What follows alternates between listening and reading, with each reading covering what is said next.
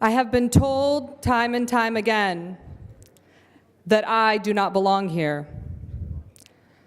That I, an American born and raised, do not belong here.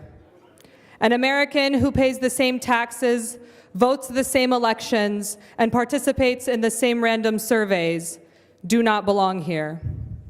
And I will admit, for a very long time, I felt like I do not belong here.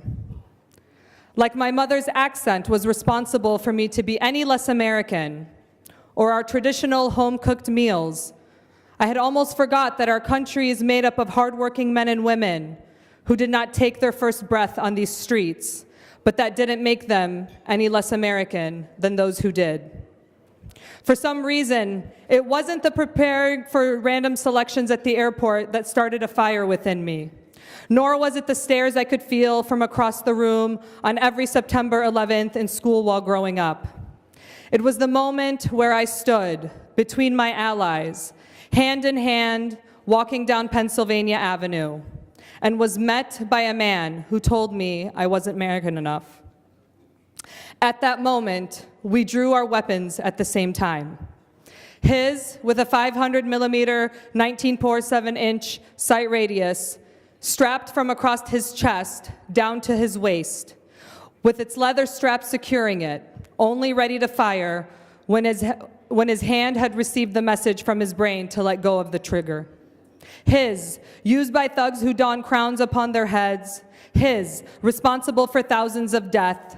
His, a so-called call to freedom.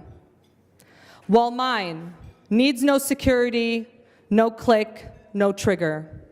No function except for that as a right to exist, but will forever be labeled as a threat to terror. My voice. You see, it has spent centuries repeating the same letters to perfect its pronunciation of the words freedom.